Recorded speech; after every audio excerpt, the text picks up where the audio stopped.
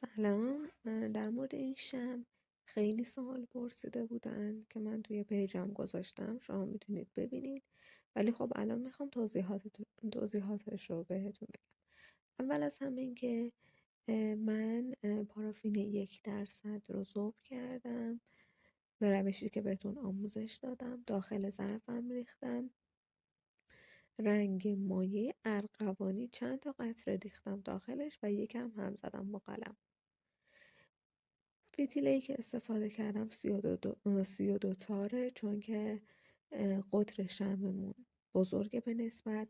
پای فتیله حتما برای شات‌های شمع استفاده کنید، وگرنه یکم که شمع بسوزه فتیله شناور میشه.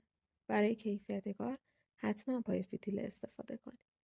بعدم که میبینید، همونطور که میبینید اومدم کنارهای ظرفا، وقتی هنوز پارافین گرمه به پارافین آغشته کردم و اون رنگ ارغوانی جلوه قشنگی بهش میده. بعد از قالب بابونه بزرگ استفاده کردم.